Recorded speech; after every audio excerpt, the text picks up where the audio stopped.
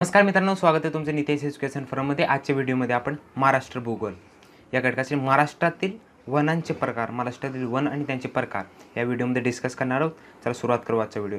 तर या व्हिडिओमध्ये आपण जे महाराष्ट्रातील वनांचे प्रकार आहेत, पहिला उष्णकटिबंधीय सदाहरित वने हे डिटेलमध्ये बघणार आहेत। दुसरा उष्णकटिबंधीय निमहरित सदाहरित वने, तिसरा उष्णकटिबंधीय सदाहरित वने, चौथा उष्णकटिबंधीय आर्द्र पानझडी वने ज्याला मान्सून वने असे म्हणतात, पाचवा उष्णकटिबंधीय शुष्क पानझडी वने, सहावा उष्णकटिबंधीय काटेरी वने आणि सातवा लास्ट किनारपट्टीवरील जे खारफुटीची वने ते आपण बघणार आहोत। चला सुरुवात करू आजचा व्हिडिओ। पहिला काय, उष्णकटिबंधीय सदाहरित वने। प्रदेश, एक्झाम्पल वनावर जर क्वेश्चन आला तर ते प्रदेश विचारतात, एक तर दुसरा वृक्ष कुठले कुठले ते विचारतात आणि सरासरी पाऊस आणि उंची खूप कमी विचारतात। एकतर वृक्ष जास्त वेळ विचारतात आणि प्रदेश विचारतात। आता बघा, लक्ष द्या, सिंधुदुर्ग जिल्ह्यातील सावंतवाडी परिसर या व्यतिरिक्त काही प्रमाणात महाबलेश्वर, आंबोली, गगनवाडा व माथेरान या ठिकाणी ही वने आढळतात। कुठली? उष्णकटिबंधीय सदाहरित वने। महाबलेश्वरला समशीतोष्ण आढळतात। आता बघा ठिकाण बघा, प्रदेश महाबलेश्वर, आंबोली, गगनवाडा आणि माथेरान। आता या ठिकाणी आपण बघितलं तर सरासरी उंची यांची 45 ते 60 मीटर असते, तर सरासरी पाऊस 200 सेंटीमीटरपेक्षा जास्त। उष्णकटिबंधीय सदाहरित वने विचारलंय तर या अशा ठिकाणी आढळतात जिथे सरासरी पाऊस 200 सेंटीमीटरपेक्षा जास्त असेल। तर हा कुठे असेल? कोकणात। हे कोकणातले सगळे जे ठिकाण आहे, महाबलेश्वर, आंबोली, गगनवाडा आणि माथेरान आणि महाबलेश्वर कसला आहे? हा कोकणातील आहे, सह्याद्रीतील हा जो ठिकाण आहे, 200 सेंटीमीटरपेक्षा जास्त पाऊस। आता वृक्ष कुठले कुठले?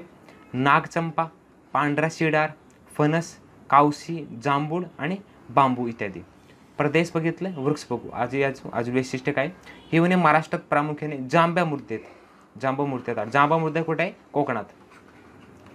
कोकणात किंवा सह्याद्रीचा तो जो पश्चिम क्षेत्र आहे तिथे जांभा मूर्ती आढळते। सह्याद्रीत वनाचे लाकूड अतिशय कठीण असल्यामुळे या वनाचा आर्थिक दृष्ट्या मर्यादित प्रमाणात उपयोग केला जातो। म्हणजे आर्थिक दृष्ट्या हे कमी उपयोगी आहेत। कुठले? उष्णकटिबंधीय सदाहरित वने। नेक्स्ट, आता आपण दुसरा बघू, उष्णकटिबंधीय निमहरित सदाहरित वने। इथे निमहरित आहे, इथे काय? उष्णकटिबंधीय सदाहरित वने। आता निम म्हणजे थोडासा कमी, सरासरी उंची यांची 45 ते 50 सेम असते। सरासरी पाऊस बघा 150 ते 200 सेंटीमीटर। कुठले? 150 ते 200 सेंटीमीटर। प्रदेश बघा, सह्याद्री पर्वताच्या पश्चिम भागातील आंबोली, इगतपुरी, लोणावळा या भागात ही वने आढळतात। या व्यतिरिक्त गगनवाडा, माथेरान आणि या ठिकाणी सुद्धा हे वने आढळतात। जो सदाहरित वनापेक्षा उंची थोडी कमी असते, यांची किती असते? 50 ते 60 मीटर आणि यांची 45 ते 50 मीटर, एवढाच फरक आहे। वृक्ष बघा कुठले कुठले? किंजळ, रानफणस, नाना, जो कदम, सीसम आणि बिबळा, बांबू इत्यादी। हे बांबू थोडे कॉमन आहे। कुठले कॉमन आहे? बिंबळा आणि बांबू हे कॉमन आहे। ही वने एका विशिष्ट ऋतूमध्ये पाणी न गाळता वेगवेगळ्या ऋतूमध्ये पाणी गाळतात। वेगवेगळ्या ऋतूमध्ये हे आपले पाणी गाळतात, म्हणजे सेम ऋतूमध्ये। हा काही इम्पॉर्टंट पॉईंट नाही। आता यामध्ये अजून काय? तिसरा आहे आपला समशीतोष्ण कटिबंधीय सदाहरित वने। समशीतोष्ण, आता यामध्ये काय आहे ना, पाऊस थोडा जास्त होईल। ही वने प्रामुख्याने जे समुद्र पाटीपासून उंच असलेल्या भागात, कुठल्या? सह्याद्री पर्वतात आढळतात। घाटमाथ्यावर असलेला महाबलेश्वर, पंचगणी, माथेरान, भीमाशंकर या भागात व अमरावतीमधील गाविलगड, कुठले? मध्य प्रदेश आणि महाराष्ट्राच्या बॉर्डरवर गाविलगड आहे। डोंगरात परिसरात ही वने आढळतात। सरासरी पर्जन्य 200 सेंटीमीटरपेक्षा जास्त। आता 200 सेंटीमीटरपेक्षा जास्त कुठे असेल? सह्याद्रीवर। कुठले? महाबलेश्वर, पंचगणी, माथेरान, भीमाशंकर, हा भीमाशंकर नवीन ॲड झालाय या भागात, आणि अमरावतीमधील गाविलगड या डोंगरात ही वने आढळतात। कुठली? समशीतोष्ण कटिबंधीय सदाहरित वने। पावसाचे भरपूर प्रमाण, मध्यम स्वरूपाचे तापमान, पावसाचे भरपूर प्रमाण पाहिजे, मध्यम स्वरूपाचे तापमान पाहिजे, आर्द्र हवामान, यामुळे या भागात सदाहरित वने आढळतात। सदाहरित वनावर जांभा मृदेचा प्रभाव असतो। हे पण कुठे असते? कोकणात असते। वृक्ष कुठले वृक्ष बघा? अंजन, बेहडा, कारवी, जांभळा, आंबा आणि हिरडा। आंबा कोकणातला, हिरडा, जांभळा, कारवी आणि बेहडा आणि अंजन। काय विचारतात? कुठला घटक, म्हणजे पर्याय देतील, 2-3 पर्याय देतील आणि विचारतील कुठला म्हणजे समशीतोष्ण कटिबंधीय सदाहरित वनातील योग्य पर्याय ओळखा। यामधील एक तर देतील, हे ते प्रदेश देतील एका ओळीमध्ये, पहिल्या ओळीमध्ये प्रदेश देतील, दुसऱ्या ओळीमध्ये ते वृक्ष देतील आणि तिसऱ्यामध्ये ते त्याची वैशिष्ट्य देतील। मग त्या तिन्हीपैकी ए बी ए सी या हे पर्याय ओळखायचे असतात. असे पर्याय येतात. वृक्ष लक्षात ठेवायचे, प्रदेश आणि पर्जन्य आणि प्रदेश. चला नेक्स्ट क्वेश्चन चौथा बघू. उष्णकटिबंधीय आर्द्र पानझडी वने किंवा मान्सूनी वने सुद्धा म्हणतात. प्रदेश, या प्रदेशात सरासरी पावसाचे प्रमाण 120 ते 150 सेंटीमीटरच्या आत पाहिजे. दरम्यान असेल त्या भागात ही वने आढळतात. पर्जन्याचे प्रमाण 120 ते 150. आता कुठे कुठले प्रदेश असतील ते ज्यामध्ये 120 ते 150 जे पाऊस असेल. महाराष्ट्रात चंद्रपूर गडचिरोली जिल्ह्याचा पूर्व भाग, नेहमी पूर्व महाराष्ट्रात तुम्ही बघितलं तर उष्णकटिबंधीय आर्द्र पानझडी वने आढळतात. पूर्व भागात म्हणजे पूर्व महाराष्ट्र आहे, पश्चिम महाराष्ट्रामध्ये कोकण येतो आणि पश्चिम हा महाराष्ट्र आहे समजा, सॉरी हा महाराष्ट्र आहे. तर उलटा झालं. या ठिकाणी कुठले चंद्रपूर गडचिरोली यवतमाळ जे जिल्हे आहेत त्या जिल्ह्यात उष्णकटिबंधीय आर्द्र पानझडी वने आढळतात. त्या ठिकाणी पावसाचे प्रमाण असतो 120 ते 150 सेंटीमीटर. चिरोली टेकड्या, आता बघ कुठले चिरोली टेकड्या कुठे, इथे आहे महाराष्ट्राचे गडचिरोली जिल्ह्यात. त्याचप्रमाणे जो अल्लापल्ली अभयारण्य, भंडारा गोंदिया जिल्ह्याचा काही भाग, गाविलगड गाविलगड आपण वरती बघितलं महाराष्ट्र आणि मध्य प्रदेशच्या बॉर्डरवर गाविलगड आहे अमरावती जिल्ह्यात.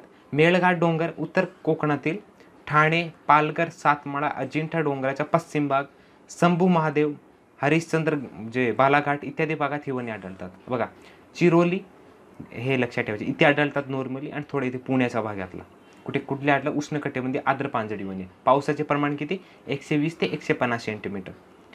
वृक्ष बघा सागवान आईन हिरडा, हा सागवान नवीन आहे बघा, सागवान आईन हिरडा बिंबळा हे खाली पण होते, लेडी येरूळ किडल कुसुम आणि आवळा, सिसम सिरस आणि बांबू.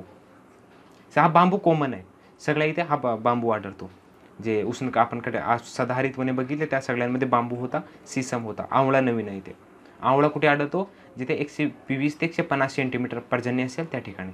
चला नेक्स्ट, यामध्ये अजून काय, ही वने मान्सूनी वने म्हणून ओळखल्या जातात. कुठले, मान्सूनी वने. ही वने तुलनेने कमी कालावधीसाठी पाणी गाळतात, त्यामुळे आर्द्र पानझडी वने यांना म्हटले जाते. आर्द्र पानझडी वने म्हणजे कमी कालावधीसाठी पाने झाडलेली असतात.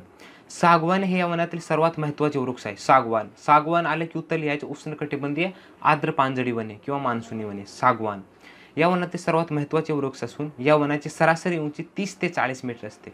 सागवानची जी उंची असते 30 ते 40 मीटर दरम्यान असते. उंची नाही विचारत नॉर्मली.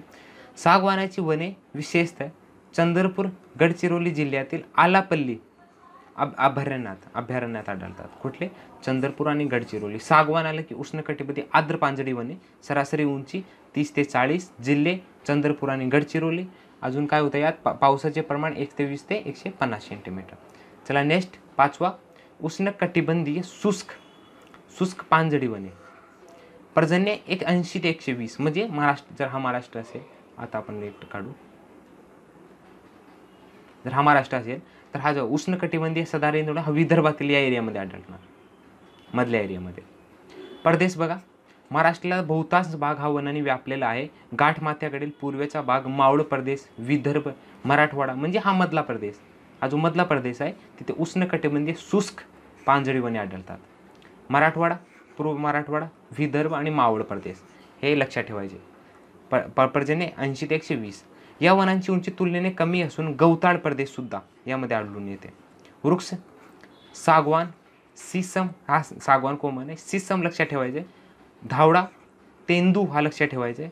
चंदन, रेडी, बेल, वेर आणि मजर आणि मिजसाल इत्यादी लक्षात कुठे ठेवायचे. सिसम, तेंदू आणि चंदन आणि रेडी हे उष्णकटिबंधीय शुष्क पानझडी वने इथे आढळतात.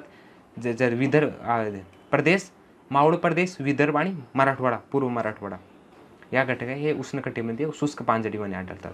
आता यामध्ये अजून या वनांची मोठ्या प्रमाणात वृक्षतोड झालेली असून हे विशेषतः इंधन म्हणून वापरले जातात. खेर या वनस्पतीतील पासून काथ निर्माण केली जाते. खेरपासून काथ निर्माण केली जाते. खेर विचारतात, खेर जी वनस्पती कुठल्या वनात आढळतात, तर उष्णकटिबंधीय शुष्क पानझडी वने. प्रदेश परत रिपीट करू आपण, मावळ प्रदेश, विदर्भ आणि पूर्व मराठवाडा इथे आढळतात. त्याला नेक्स्ट 6वा, उष्णकटिबंधीय काटेरी वने. पर्जन्य 80 पेक्षा कमी असलेल्या भागात काटेरी वने आढळतात. प्रदेश महाराष्ट्रातील म्हणजे महाराष्ट्राचा पठारी भाग, पर्जन्य छायेचा प्रदेश या भागात ही वने आढळून येतात. विशेषतः जिल्हे बघा, सातारा, सांगली, सोलापूर, मराठवाड्याचा पश्चिम भाग, उत्तर पूर्व महाराष्ट्र या भागात ही वने आढळतात. महाराष्ट्राचा जो मधला भाग आहे त्या मधल्या भागात उष्णकटिबंधीय सदाहरित वने आढळतात. मधला भाग उष्णकटिबंधीय काटेरी वने. सातारा बघा, सातारा पुण्याचा पलीकडचा, पुण्याचा खाली सातारा, सांगली, सोलापूर आणि मराठवाड्याचा पश्चिम भाग उष्णकटिबंधीय काटेरी वने. पर्जन्य 80पेक्षा कमी. आता वृक्ष बघा, ज्याला वृक्ष म्हणजे त्याला काटे असतील. खेर, बांबूळ, बोर इथे आढळतो. हिरव, नीम इथे आढळते. कोरफड, निवडूक इत्यादी. आता बघा, हे वृक्ष लक्षात येतील तुम्हाला. उष्णकटिबंधीय काटेरी वने खेर, बांबूळ, बोर, हिरव आणि नीम आणि कोरफड हे याचे वृक्ष आहेत. यामध्ये अजून काय, 7वा मॅंग्रोव्ह वने, ज्याला खारफुटीची वने म्हणतात, जे समुद्राच्या किनारपट्टीवर आढळतात. ही वने प्रामुख्याने किनारी भागात असून विशेषतः नदीच्या मुखाजवळ आणि समुद्राच्या किनारपट्टीवर आढळून येतात. डेल्टा म्हणून डेल्टा कशाला म्हणतात, नदीच्या जो बाजूचा जो किनारा असतो किंवा किनारपट्टी असते त्याला डेल्टा म्हणतात. हे वने खाऱ्या गोड्या दोन्ही पाण्यात आढळून येतात. या वृक्षांना जास्त पारव्या असल्यामुळे समुद्राची लाटा व सुनामी यापासून संरक्षण करतात.